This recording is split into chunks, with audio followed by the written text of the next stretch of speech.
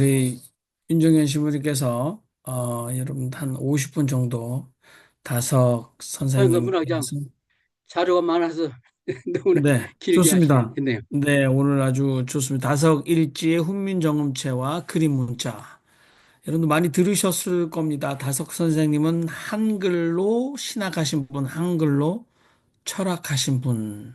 근데 그 말씀을 들었으나 이제는 우리가 눈으로 보셨습니다. 근데 저희가 한글을 쓰고 있어서 훈민정음을 쓰지 않아서 변형되고 약화되고 잘못된 한글 체제를 가지고 원본을 이해하려고 하니까 틀린 시스템으로 오리지널 시스템을 이해하려고 하니까 굉장히 우리가 힘들 뿐이지만 아, 이 한글 훈민정음 해례본을 다 깨우친 분은 얼마든지 지금 우리 윤정현 신부님께서 말씀하셨듯이 점과 선이 그 이렇게 1차원이면 삼각형, 사각형 2차원이 아니라 원뿔처럼 3차원. 우리가 이렇게 입체적으로 타석 선생님은 의미를 추적하셨다고 우리가 그렇게 깨달을 수 있다는 생각이 듭니다. 아무튼 여러분 들으시면서 오늘 한 날 짧게 훈민정음체와 다석 사상을 우리가 정말 힌트 맛을 봤다. 그 정도지 많은 물음들이 생기고 우리가 계속해서 앞으로 붙들고 깨우쳐 나가야 될 영역이 아닐까. 그렇지 않다면 토를 다신 많은 분들의 생각을 의존할 수 없으니까 우리가 공부할 때 이제 세컨다리 소스라고 얘기하죠. 절름발이 생각을 그러니까 온전하게 걷지 못하는 거죠.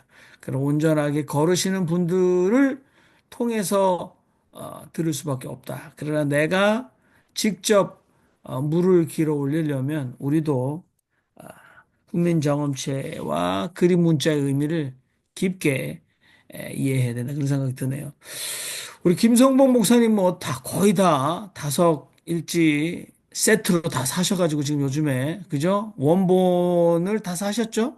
굉장히 투자를 많이 하셔가지고 다 책도 다 사셔서 펼쳐보시는 다섯 일지 원본. 다석 선생님 손으로 쓰신 게 요즘에 다 거의 보존이 된 것들은 나온다고 그러셨는데 출판돼서 아무튼 여러분 말씀하시면 좋을 것 같아요. 우리 지성수 목사님 먼저 가시겠습니까? 그다음에 우리 정숙자 목사님 이게 마이크가 켜져 계셔서 얼마든지 말씀하십시오. 안 꺼서 그랬습니다. 네. 지금이라도 끄겠습니다. 아닙니다. 괜찮습니다. 우리 지성수 목사님 뭐 말씀 있으신가요? 아니, 아니, 말하려고 그런 건 네, 아닌데 켜 있었군요. 우리가 켜 네, 있었군요. 네. 저는 이걸 들으면서 이런 생각이 들었습니다. 그 내용은 잘 모르겠고, 그런데 이제 평소에 제가 생각하던 거와 좀, 일치하는 부분이 있어서, 그건 뭐냐면, 그 영성이라는 이름 가지고 굉장히 추상적이고 관념적인 놀이를 많이 하거든요. 그런데 다석 선생은 이렇게 치열하게 한글을 가지고 아주 한글의 리얼리티를 살려서 그 속에서 영성을 찾으시는 이 모습을 보고서 야, 진짜 내 생각이 맞다. 그런 생각이 들었습니다. 그러니까 저는 영성은 리얼리티에서 오는 것이지 관념적, 추상적인 것에서 오는 것이 아니라고 저는 믿고 있거든요. 그러니까 어떤 한 부분에서도 아주 치열하게, 치밀하게 접근하는 것에서 진정한 전 영성을 찾을 수 있다. 그렇게 평소에 믿고 있는데 역시 제 말이 맞는 것 같다. 그런 생각이 들었습니다. 네. 어, 2024년 12월 3일로 시작된 대한민국의 위기 내란 사태가 진행 중인데요. 너무나 여러분들 그 지금 내란 몸살을 앓고 살고 계시는데 이영만리 타국에서도 동일합니다. 그런데 정말 얼뜬 소리가 너무 많습니다. 우리 주변에. 그래서 여러분들 뉴스부터 키시잖아요. 도대체 체포영장이 발부됐는데 체포됐는가? 뉴스밖에 먼저 봅니다. 근데 이 얼뜬 소리 속에 얼든 소리 찾기가 너무 어렵습니다. 우리 윤정희 신부님께서 말씀하셨는지 모르지만 홍수가 나면 마실 물이 없다 그러는데 일본 사람들이 38초를 들여서 일본 한 문장을 완성하는데 한국 사람은 이 한글을 사용하면 5초면 된다고 그러잖아요. 그러니까 너도 나도 지금 이 내란 사태에 대한 얼뜬 소리를 하고 있는데 얼든 소리는 우리가 어디서 들을 수 있는가? 누가 얼든 소리를 내시고 계신가? 똑 바른 소리는 무엇인가? 정말 저는 우리 민족의 최대 위기라고 생각하는데요. 대한민국의 이 국민들을 향하여 아, 똑 바른 소리 듣기를 원하는데 우리 다석 선생님 늘 하셨는데 몸성이 맘노이 바탈태우 빈탕한데 맞춰놀이 이거 뭐 몇 마디 안 됩니다만은 그 깊은 깊이와 높이와 넓이 이거 이게 되겠습니까 하루아침에 그러나 다석 선생님이 그렇게 고민하시며 우리에게 똑바른 소리로 알려주신 몸성이 맘노이 바탈태우 빈탕한데 맞춰놀이. 아, 정말 서양 사람들은 아마 이것을 깨우치려면 인도 쪽으로 해서 우리 쪽으로 오려면 겐지즈 강에서 세례를 받지 않고는 절대 깨달을 수 없지 않을까. 굉장히 자부심이 드는 아침입니다. 저에게는. 자, 김성봉 목사님, 오리지널 예, 텍스트 막 펼치고 계신데 마이크는 켜져 계세요. 예. 말씀을 일단 하셔야 돼요. 그 어떠세요? 윤정현 신부님께 좀 여쭤보려고 그러는데요. 네. 국민정음 해례본 이영호 선생님이 그 책을 낸 거를 제가 가지고 있는데 그 반치음의 그 양자와 그다음에 아래아의 그 탄자 그거에 대해서 좀 설명 좀 더 해주세요. 그 반치음하고 아래아자를 우리가 어떻게 회복할 거냐 그러는데 반치음은 양자를 참고로 삼으면 되고, 그다음에 아래아는 한자를 한자에 그 아 발음을 저기 해보면 된다는데, 우리 그 아가 이 담자의 아와 탄 탄자의 아가 어떻게 다른 건지. 저기 지금은 훈민정음 해례본 한자본이 번역이 돼서 이렇게 판매하고 있어요. 자, 아주 좋은 책으로. 그러니까 이거를 지금 김 목사님도 가지고 계시는 것 같은데 이거를 보시고 저기 아까 발음 도표가 있잖아요. 예. 28자. 그걸 보면 사이에 이 발음이 표시를 F하고 P하고 구분이 되고 V하고 B가 발음 구분할 수가 있어요. 그런 식으로 시옷과 쯔와 즈와 스와 이 영어 차이인 것처럼 우리 반치음과 그냥 사람이 써 있는 시옷하고 반치음하고 이것이 그다음에 지읒 이 사이 속에 다 들어있어요. 그러니까 그 사이 발음을 내면 되는데 우리가 한글로 발전해 가지고 못 내 지금은.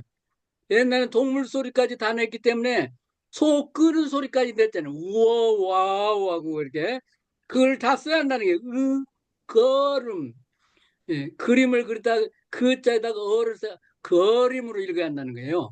그와 같이 그거는 그 당시에는 다 읽었는데 지금 우리는 못 읽어 그래. 그러니까 그걸 찾자 이거예요. 저도 정확하게 몰라요. 그러니까 그 도표를 보면 아 이런 음가겠다. 그다음에 혀 모양을 그려놨으니까 혀와 그다음에 이 구조, 그다음에 삼재사상에 나오는 그러한 형상, 그 주역의 구조 속에서 보면 발음이 보여요. 예. 우리 은가를 찾아가는 건 노력이 필요한 것 같습니다. 네. 이제 그 저희가 이게 시대에 뒤떨어진 신학을 공부하는 사람들이 서양에서 공부를 할 때 보면 일단은 언어의 한계를 가장 먼저 체감하잖아요. 그런데 그 저희가 특별히 성서학을 하는 사람들 보면은 사실 히브리어와 헬라어 그리고 나중에 뭐 조직 신학 하는 사람은 이 라틴어가 굉장히 익숙해져야지 되거든요. 근데 이제 이 사람들이 문자를 씁니다. 그래서 뭐 서양 학자들이 자기가 어떤 중요한 개념을 설명할 때 반드시 라틴어를 가지고 와요. 그래서 그거를 가로 열고 라틴어를 꼭 씁니다. 그러나 여러분들 아시듯이 라틴어가 사어입니다. 지금 로마 시대에 그 로마의 관청의 모든 기록들이 또 라틴어로 됐는데 라틴어를 사용하지 않지만 쓰잖아요. 라틴어를 쓰면서 이 사람들은 굉장히 그 무게감. 그런데 동양 사람의 한계가 우리가 뭐 지금 김성봉 목사님께 산스크리트 말씀하시지만 이게 우리 언어 체계가 아니었다. 그래서 이 사람들처럼 익숙하게 되려면 평생이 걸리거든요. 특히 헬라어를 배워보시면 초반기에 한국 사람들이 그 헬라어 발음한 거 굉장히 빨리 파악합니다. 한글을 배웠기 때문에. 그런데 한 학기 지나고 나면 전부 다 교수가 시킬 뭐 전부 다 고개를 책상으로 쳐박고 있어요. 근데 서양 사람들, 특히 미국인들은 헬라어 신약 성경 원전을 펼쳐서 눈으로 보면서 입으로 해석이 바로 나와요, 영어로. 그만큼 이제, 근데 그걸 이제 더 자유자재로 하는 친구들이 성서학을 하게 되죠. 그것도 신약 성서학을. 그런데 만일에 서양 사람들에게 지금 이 후민정의 해로분을 설명해서 따라오라고 그러면 굉장한 고충을 느낄 겁니다. 그러니까 게임의 법칙이 자기 게임의 원리가 아니에요. 자기들이 익숙하게 뛰어놀던 게임 원리가 아니기 때문에 자기들도 아마 이걸 하려고 하는데 평생에 걸리지 않을까 그런 생각이 드는데요. 그런데 독일 학자가 8만 대장경을 디지털화한 사람이 최초예요.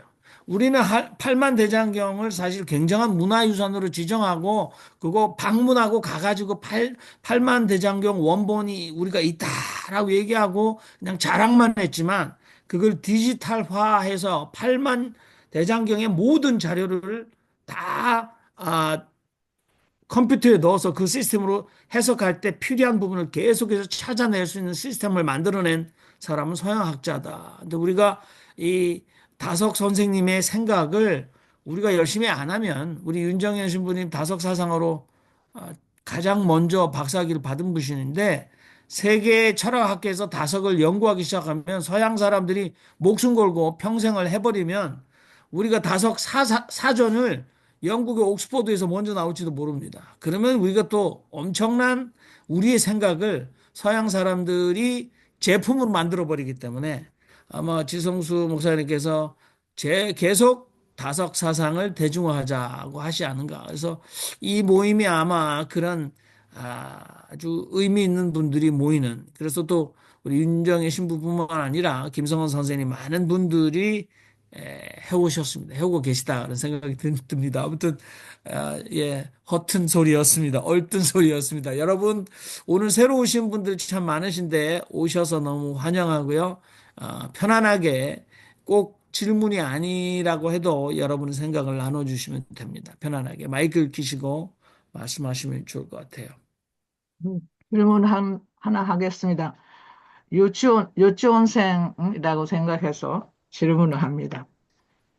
결국은 그루짜, 그루짜는 제가 제일 먼저 알았던 세종대왕이 만든 것은 확실합니까? 그루짜라는 것하고 한글이라 하는 것 자체는 따로따로 생각을 해야 하는 것 같고요. 지금 제가 그전 배우면서 느낀 겁니다. 그래서 어떤 옛날에는 아자가 첨이었는데 지금은 아자의 첨이 없어졌지 않습니까? 이제 그런 의미에서 그런 한국인의 크루하고 한국인의 한국어하고에 대한 조금 더 분명한 역사, 이것을 조금 간단하게 설명해 주시면 좋겠습니다. 저는 초등학교도 중학교도 고등학교도 전부 다 일본에서 했기 때문에 아무것도 모릅니다. 그런데 한국에 와서요, 가르친 사람도 없이 혼자 뜻을 모르면서 그냥 한글만 읽어서 공부를 했습니다. 혼자 했어요. 그런데 그런 속에서 발음이 잘 안 돼서요. 발음 때문에 굉장히 많은 고생을 했습니다. 사람들이 웃음거리가 되고요.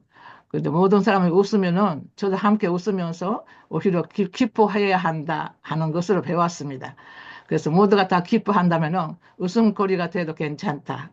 이렇게 살았습니다. 어쨌든 간에 그런 의미에서 제가 그냥 유치원생 질문을 합니다. 확실하게 가르쳐 주세요. 예, 아주 한글은 좋은 얼마나 질문. 확실히 예, 세종대왕이 만들어진 것인지, 아니면 예, 그전부터 오히려 있었는지, 예, 그러면 그것이, 좋은 질문이세요. 네, 아, 이게, 이 생각합니다. 해례본이 한문으로 된 건데, 간송 전영필 선생님이 이걸 손에 넣지 않았으면 큰일 날 뻔했어요. 이거를 했기 때문에 다섯 선생님이 딱 한글학자도 보면 야 한문이니까 골치 아프게 이 얘기를 잘 연구를 안 해요.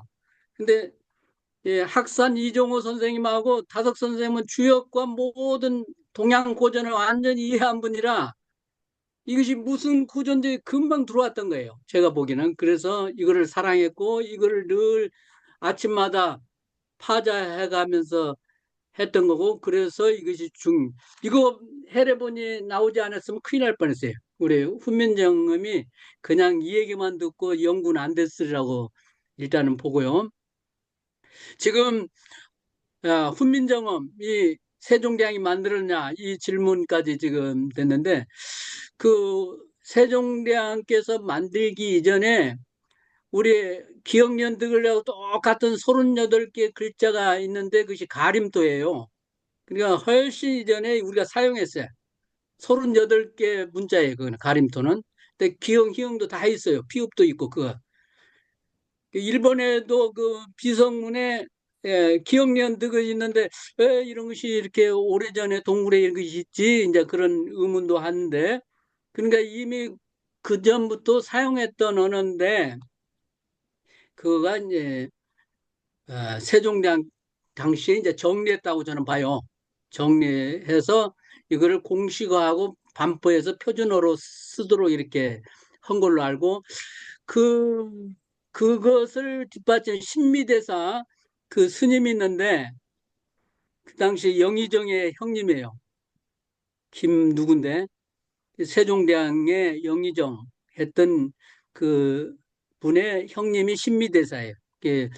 법주사에 속리산 법주사에 계셨는데 세종대왕이 그 신미대사를 찾으러 한 번씩 갔던 것도 사실이고 그 신미대사를 만나러 세종대왕 길이 있어요. 법주사 가면. 그리고 신미대사는 당시에 산스크리트를 최고 잘하는 학자였어요. 스님으로서. 그리고 신미대사가 불경을 우리 에, 언어로 그러니까 그 언문으로 번역을 했어요. 그러니까 훈민정음 반포하기 전에 이미 있는 거예요, 그 언어본이. 그래서 세종대왕 때 훈민정음이 새로 만들어진 것이 아니라 그동안 사용했던 걸 정리해서 공식하고 반포했던 걸로 저는 그렇게 이해합니다. 이해가 되나 모르겠네요. 네, 네, 이해가 됩니다. 저는 그 무슨 가림토란 문자가 영화를 있는데 우리 봤는데, 기억년들하고 똑같아요. 그런 38개 문자예요. 영화에서는요, 예, 완전히, 네, 세종대왕이 만드는 식으로 영화를 만들어서 제가 그거를 봤어요. 그래서 그것만 예. 보고 확실하게 그분만 굉장히 박수를 보내고 싶은 그런 분이었는데, 오늘은 조금 더 깊은 우리 모르는 많은 분들의 노력이라 할까? 그런 것들이 갈려 있다는 것을 조금 깨닫게 되어서 감사합니다. 네. 당시에 신미대사 천재였어요. 하여튼 거기 동양의 언어를 다 꿰뚫고 해석해낼 수 있는 그런 능력이 있었고 그 다음에 그 영의정의 형님이고 수재였기 때문에 세종대왕이 자문도 구하고 그런 걸로 알고 있어요. 네, 불교계에서는 그렇게 알아요. 네. 감사합니다. 좋습니다. 우리 김성원 선생님 마이크 켜시고 또 한 말씀을 해주셔도 괜찮을 것 같은데요. 김성원 선생님. 김성원 선생님 뭘 읽고 계신지 모르겠네요. 아, 저기, 네. 말씀하세요, 김성원. 정수창 목사님, 만약에 기회가 되신다면, 여기 훈민정음의 길 해가지고 해각존자 신미평전이라는 책이 있거든요. 여기에 지금 우리 윤정현 신부님 말씀하신 모든 게 있어요. 이 책입니다, 이거.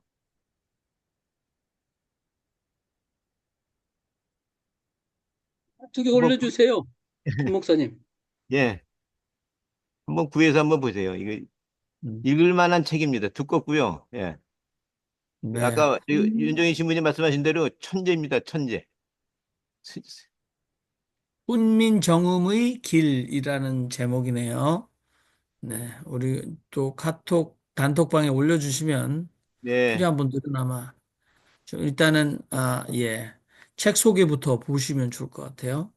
다른 분은 우리 김성원 선생님 마이크 켜시고 말씀하신 게 있으신가요? 열심히 혼자 곰곰이 생각을 하시는 것 같은데 마이크 켜시고 한 말씀 오늘 훈민정음체와 그림 문자 다석 사상과 어떤 사상이 있는지 우리 김성원 선생님은 어, 특히 꾸란, 그러니까 꾸란은 굉장히 중요하죠. 꾸란은 해석이 필요 없습니다. 자체가 굉장히 거룩한 의미를 가지니까 이해하고 계신데 다섯 그 학회에서 공부를 하시면서 이 훈민정음체를 어떻게 그 도움을 받고 또 얼마나 다석 사상을 이해하는데 의미가 있는지 뭐 그래도 체험을 계속 해오고 계시니까 한 말씀 해주시면 좋겠습니다. 아유, 우리 김성원 선생님. 너무 어려운 질문입니다. 제가 점에 대해서는 좀 들어요. 다만 이제 선생님이 쓰신 그 글을 통해서 조금씩 알았지. 오늘 우리 선생님의 윤정은 신부님의 강의는 마치 대학원, 석사, 박사 그 과정에서나 이 다뤄야 될 내용인 것 같았어요. 다석을 접근하기에는 이렇게든 다석 사상은 접근하기가 먼저 접근이 안 될 것 같아요. 처음서부터 너무 어려워서 이 보통 산스크리트 못지않게 어렵게 느껴지니까 우리가 다 잃어버린 부터 사실은 이 공부서부터 하는 게 아마 다섯 사상을 진짜 공부하려면은 순서가 아닌가.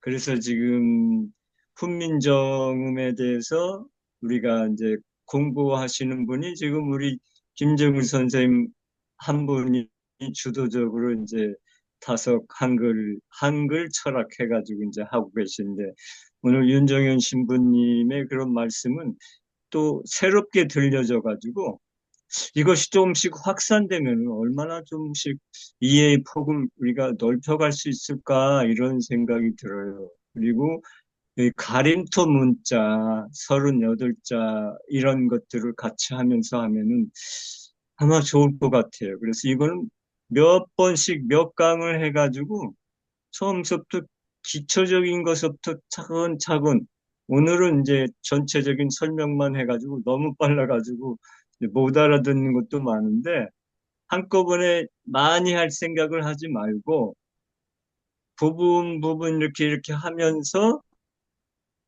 가면은 좀 이해의 폭을 넓힐 수 있지 않을까 생각합니다. 네. 오늘 네, 너무 감사합니다. 네. 아마 중국 사람들에 의해서 시작된 것 같지는 않고요. 저희 그 민중신학자들이 평화라는 단어, 지금 그 미국의 대학에 가면 채플에 가면 그 채플이 이전에는 이제 대학이 만일에 기독교 대학이 설립이 됐다면 그 학생들이 이제 주말에 자기 종교 활동을 위해서 채플에 가면 이제 교회력에 따른 그런 기독교 예배처였어요. 근데 지금은 미국이 뭐 종교다원주의가 된 것이 아니라 모든 종교 학생들을 다 이렇게 환영하는 의미에서 다른 문화 출신 그래서 십자가나 기독교 상징을 다 제거했습니다. 그리고 거기서 법당으로 사용해도 모스크로 사용해도 거부감이 없도록 시설을 다 바꿨어요. 그리고 그 채플로 들어가는 입구에 보면 평화라는 단어를 각 나라 말로 다 써놨거든요. 한글도 있습니다. 평화. 그리고 뭐 에이레네라든지 피스라든지 모든 단어를 썼는데 거기 여러분 그 파자, 한자 파자 평화에서 평자는 그 저울, 서양에서 여러분들 그 무게를 양쪽으로 달고 있는 저울이 아주 균형을 잡은 그림 글자지 않습니까? 그리고 화는 사실 한쪽에는 쌀이고 하나는 입구. 그래서 이제 미국 사람들에게 평화를 얘기할 때 굉장히 막시즘과 일치하는 것 같지만 우리가 김지아 씨가 밥은 하늘이다라고 시를 쓴 것처럼 쌀이 먹거리가 모든 입에 공평하게 분배될 때 싸움이 없다. 그래서 이제 평화라고 이제 미국 사람들이 영어로 그렇게 설명하는 거죠. 그럼 미국 사람들이 이제 그 평화라는 단어에 어떤 뭐 심리적으로 심리적 상태를 평화라고 얘기를 하거나 전쟁이 없는 상태 이렇게 굉장히 소극적으로 서양 사람들이 알고 있다가 이 한자에서 평화가 그만한 그림. 그래서 이 사람들이 생각해내지 못한 그러니까 분배정의 이것이 온전하게 공평하면 싸움이 그친다라는 이제 한자의 의미를 가지고 이 사람들이 좋은 걸 가르쳐줘서 고맙다라고 하거든요. 그래서 좀 이 평화를 설명하는 게 흔해요. 그런데 다석 선생님의 이 몸성이 맘노이 바탈테우 빈탕한데 맞춰놀이라는 단어도 지금 김성원 선생님 말씀하신 것처럼 하나하나 이 바탈이 무엇인가라고 얘기하면 서양에서 이 죄론이나 원죄론보다 훨씬 더 깊게 바탈을 들어가지 않을까. 그리고 빈탕 한 대라고 얘기하는 가온집게 하나를 가지고도 신론을 얼마나 깊게 우리가 들어가면서 동양 사상과 아울러서 신론을 얘기할 수 있을까라는 생각이 듭니다. 근데 아무튼 그런 것들을 일반화하고 대중화해야 한다. 그래서 한 단어 한 단어가 굉장히 가치가 있지 않습니까? 그게 어리든 소리 또는 똑바른 소리 하나가 사실은 수백만 권의 책 속에 남의 것은 아무 소용이 없지 않습니까? 그래서 그 하나를 깨우쳐서 통하게 해야 한다. 그런 생각이 드는데 아무튼 저희 이 신앙과 신학 사랑방이 이제 횟수가 2025년이면 횟수로 3년째 해가 바뀝니다. 그렇죠? 그래서 저희가 이때까지 2년에 걸쳐서 1년 더 지났습니다만은 조금 더 2025년은 새로운 각오를 임해야 한다 그런 생각이 좀 듭니다. 예, 우리 윤중 선생님 지금 몸이 불편해서 먼저 들어가셨다 이렇게 얘기하는데 새로 오신 분들 지금 보니까 성함만 읽을 수 있습니다. 근데 아까 또 우리 봄빛 선생님 잠깐 뭐 네, 봄빛 선생님도 계시고 풀빛 선생님도 들어오시고 그러셨는데 아마 공부하는 할미당 멤버들이 아니신가 뭐 이런 상상도 해봤는데요.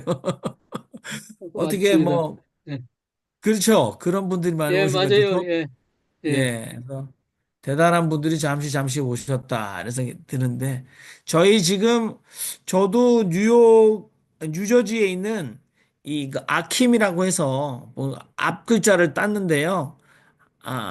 정체성 운동본부, 그분들이 지금, 사실은 그분들이, 환단고기 가지고, 그 다음에 이제 천부경 가지고 굉장히 오랫동안 해오고 계신 분들, 제가 그 단톡방에 오늘 다섯일지 훈민정음체와 그림 문자 이거 소개하고 포스터 그다음 우리 임정희 신부님 지난 2달간 했던 그 대동사상 그다음에 뭐 이런 것들을 제가 그 다 올려놨어요 그분들에게 그래서 앞으로 그분들이 움직여 줄지 모르겠습니다만은 해외에서도 좀 많은 분들이 조금 이 신신사에 좀 놀러 오시면 좋겠다는 음. 생각을 해봅니다.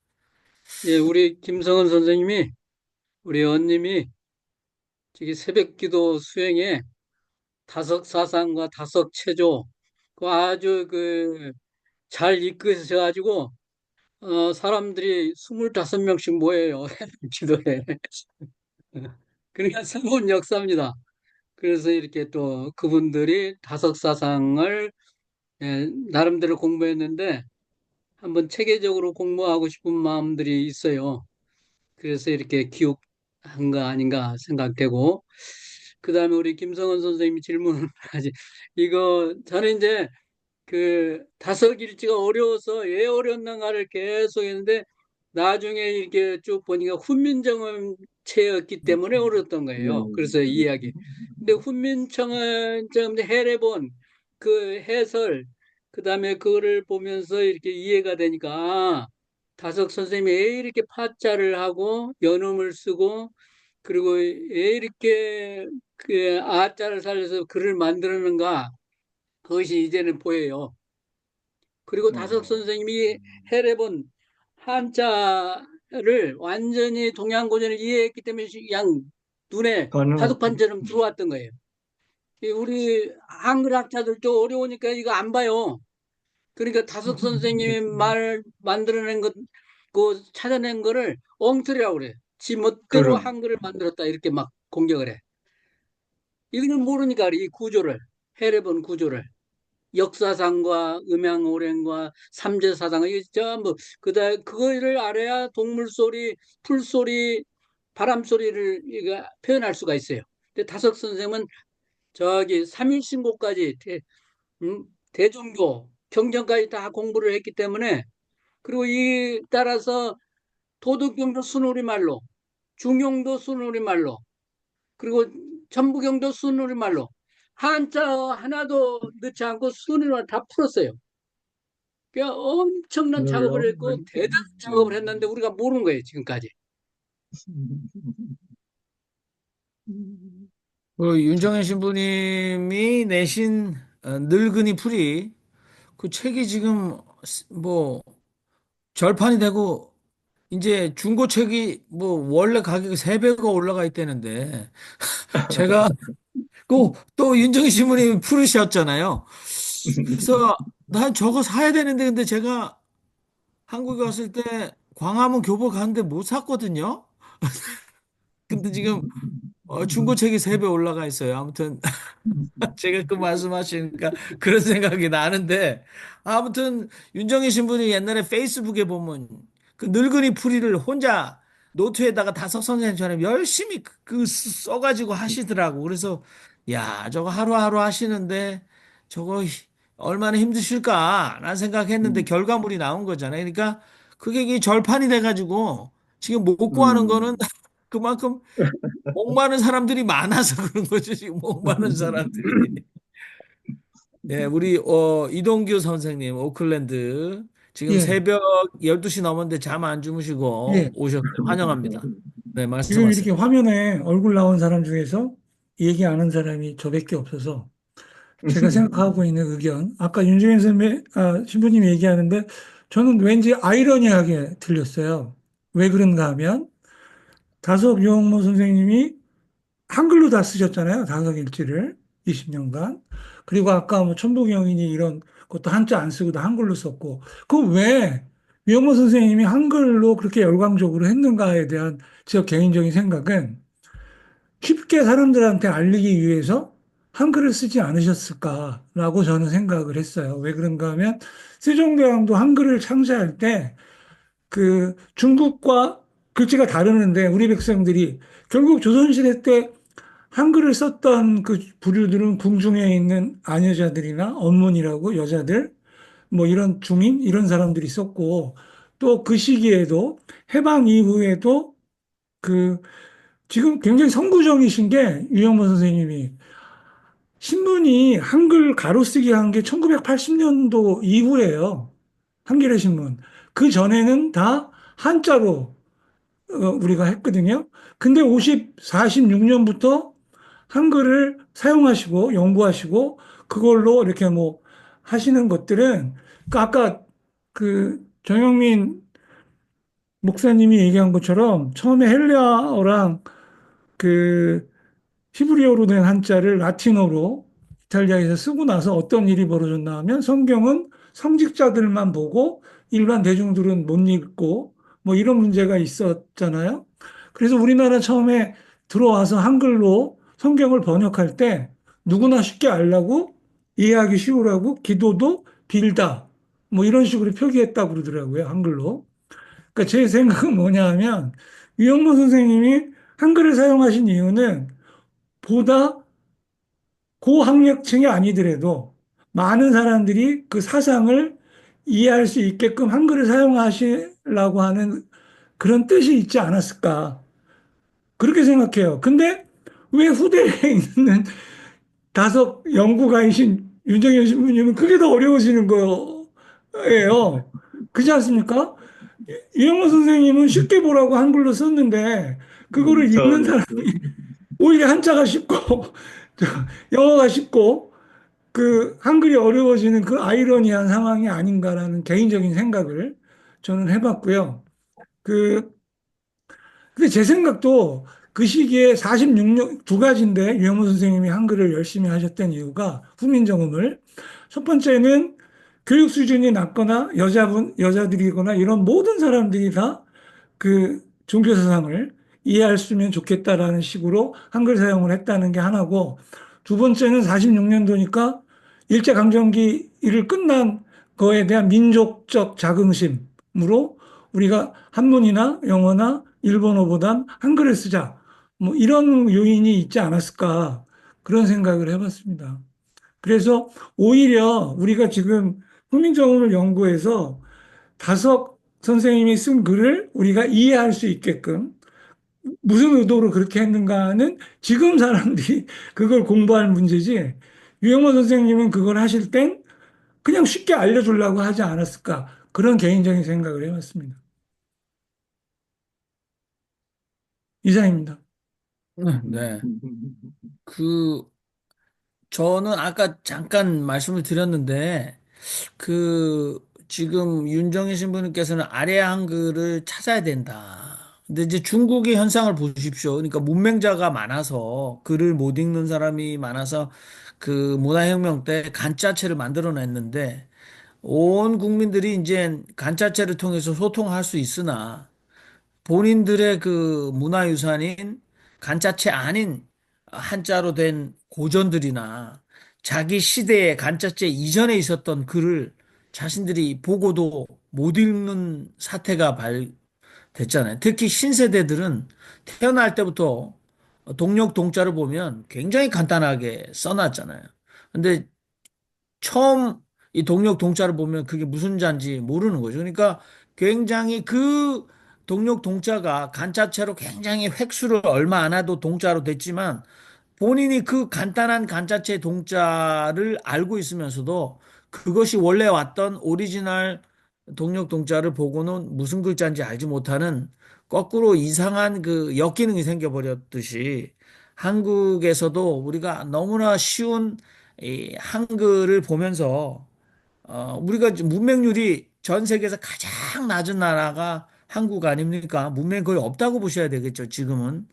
그런데 훈민 정음체를 잃어버린 우리가 뜻하지 못한 역기능들이 한국에 있다. 그래서 다석 선생님 연구를 통해서 저는 우리가 간자체처럼 지금 한글을 알고 있으니 아래 한글에 대해서 조금 저런 그 학자들이 지금 훈민 정음체에 대한 책들 해설체를 가지고 있을 때 우리가 그걸 보면서 우리가 가끔씩 써야 된다. 중요한 얘기를. 그래서 지금도 여러분들 그 많은 글들 보면 그 특히 우리 잘 알고 계신 분 한 분 계시잖아요. 이게 아니 근데 네, 제가 TV 다큐멘터리를 보거나 우리가 이제 상식적으로 볼 때 그 조선 중기 때 그러니까 1600년대부터 그 그러니까 남자는 대감인데 자기 딸이나 또 자기 부인한테 편지를 쓴 그것이 무덤에서 대량 발견돼 갖고 그걸 연구한 적이 있대요. 그리고 우리나라 근대 소설들 김동인이라든가 뭐 염상섭이 쓴 소설은 1930년 40년대 쓴 소설들이거든요. 그런데 유영모 선생님은 50년대에 쓰셨는데 1500년대의 고어를 쓰신 거예요. 그 신문에 나와 있는 내용들을. 사실 그 당시 일제시대 때만 해도 한글로 쓸 때는 그런 거를 안 썼거든요. 세모라든가 순경원 비읍이라든가 뭐 아라든가 이런 거 안 썼거든요. 그러니까 그런 또 왜 그렇게 쓰셨는지의 의미를 찾아볼 필요가 있다고 생각해요. 그러니까 쓰신 내용이 조선시대 때의 어떤 그런 그 훈민정음, 그러니까 한글과 훈민정음이 다른 게 아니라 발전해 온 거예요, 한글이. 훈민정음부터 쭉 지금까지. 앞으로도 발전할 거고, 지금도 맞고. 근데 왜 그러면 유영보 선생님은 1946년, 50년, 60년 그때 1500년대, 1600년대 조선시대 그 표현을 쓰셨는지 그것도 좀 생각해 볼 문제인 것 같아요. 제가 생각하기는 아주 좋은 질문인데요. 우리가 이제 한글을 쓰잖아요. 그러나 한글을 자유자재로 쓰고 아주 재밌게 쓰지만은 그 원리라든가 그 철학적인 거는 모르고 우리가 되겠어요. 우리가 서양에 가면 동양에서 왔던 게 동양 철학, 불교 얘기하라고 하는데 우리가 한마디도 못해요. 그냥 느낌만 알지 불교나 동양 사상이 체계적으로 말하지 못해요. 오히려 서양 사람 더 잘 알아. 지식으로. 그와 같이 우리가 분위기 속에 그냥 대충 이렇게 넘겨서 이해하는 거지 그 원리라든가 그다음에 역사라든가 철학적인 거를 예, 한글을 하면서 몰라요 우리가. 근데 다석 선생님은 1940년 훈민정음 해로본이 발견되고 그거를 보고 이 전체적인 글의 원리 그다음에 어떻게 창제됐다는 걸 그게 다 담고 있으니까 그걸 보고 놀란 거예요. 어느 책이 그를 이렇게 완벽하게 했다는 거를 보고 놀래서 이 최초로 한글 철학자가 된 거예요. 근데 한글 철학으로 한글로 글을 낸 거는 용담유사야. 용담유사요. 동학의 순 한글의 용담유사는. 근데 전부 한자 말이에요.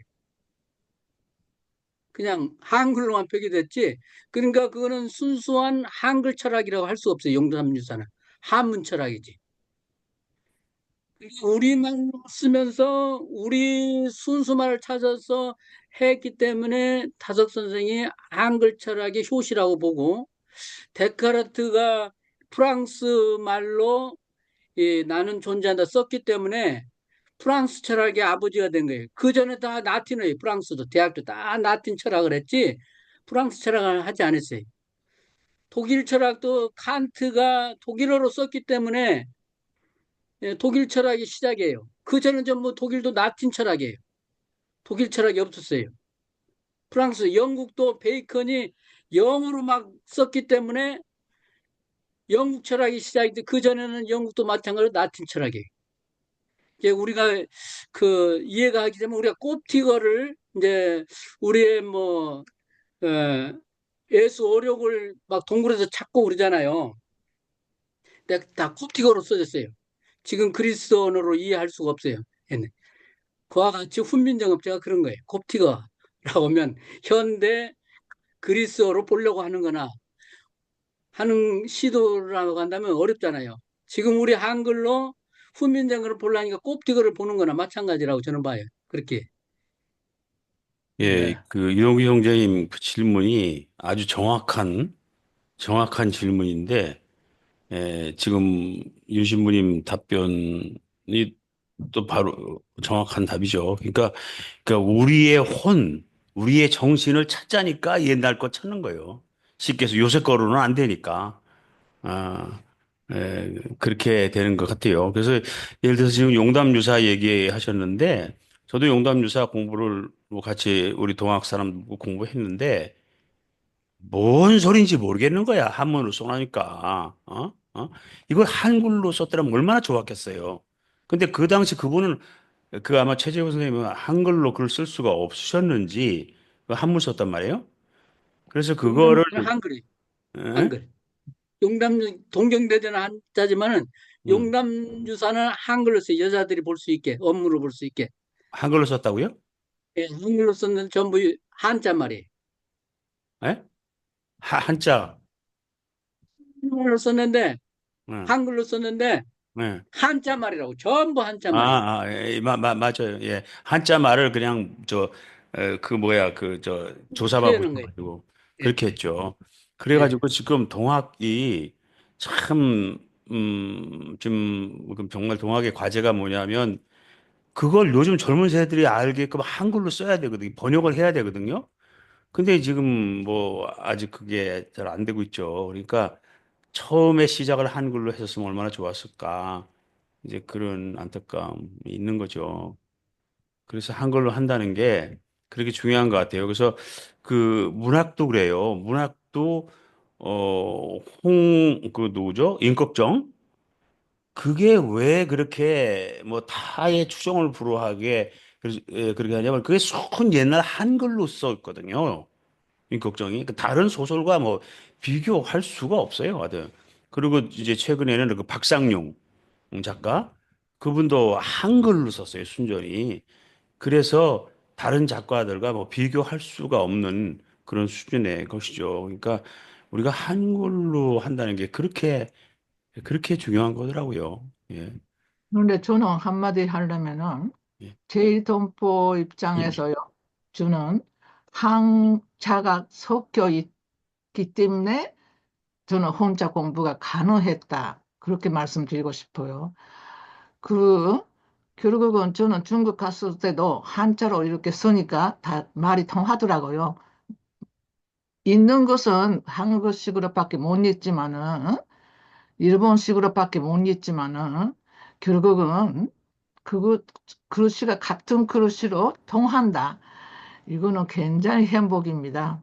그러니까 모든 사람들이 다 똑같지 않으니까 저는 모두가 자기 스스로의 행복을 찾아서 언어는 선택을 하면 좋다고 생각을 하고 싶습니다.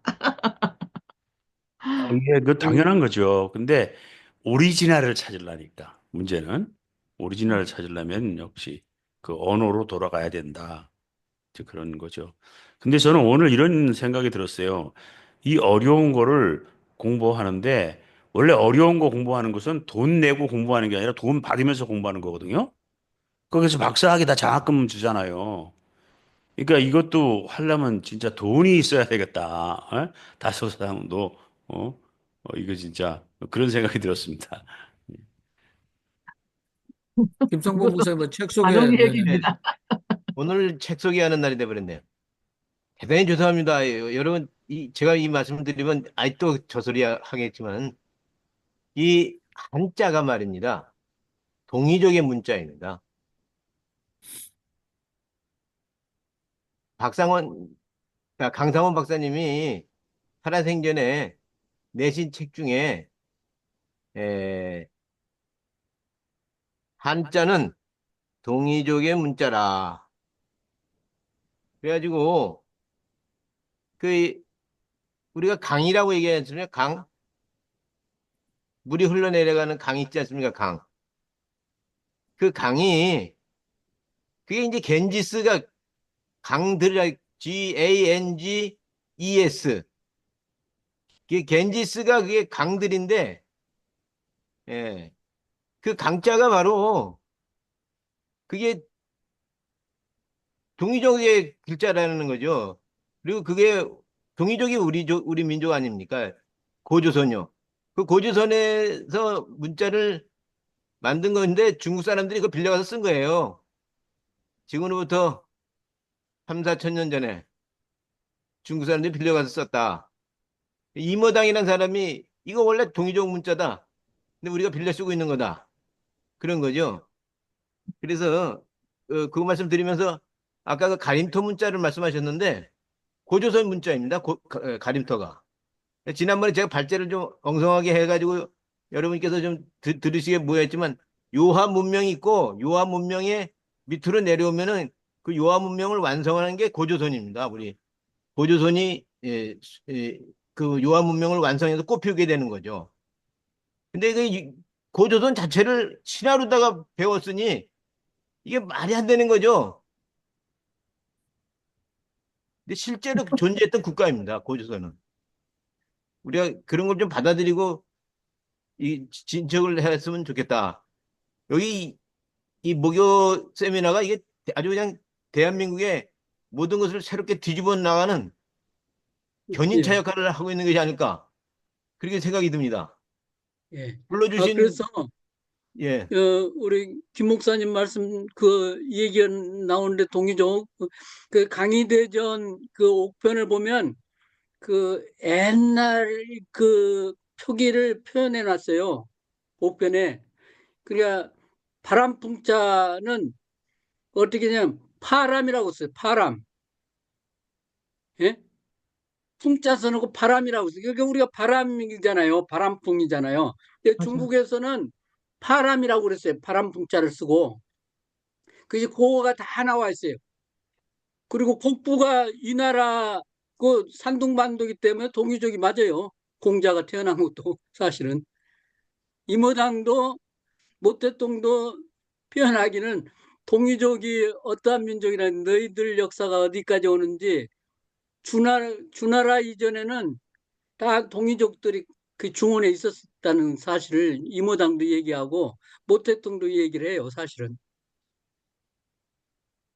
그러니까 우리가 네. 너무나 잊어버린 거지, 사실.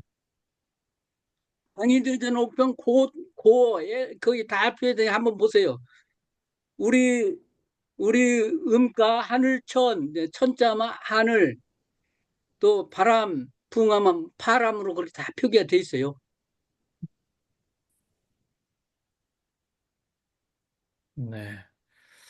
저는 윤정혜 신부님께서 아까 이 곱티거 그래서 이 도마복음이 나왔는데 이게 사전을 새로 만들어서 도마복음 114구절을 이해하기 위해서 하는 수 없이 알렉산드리아에서 학자들이 모여서 이 곱티거 사전을 먼저 만들었잖아요. 그래서 그 도마복음이 우리에게 무슨 뜻인지 알려지고. 근데 사실은 이 북부 아프리카에 기독교인들이 쓰던 언어가 곱틱 언어잖아요. 그리스어를 바탕으로. 근데 사실 그리스어를 어가 이 북부 아프리카에 가서 문화적으로 그렇게 곱틱어로 탄생이 됐는데 결국은 곱틱어로 기록된 거를 그리스어를 하는 사람들이 해석을 못하는 건지 무슨 말인지.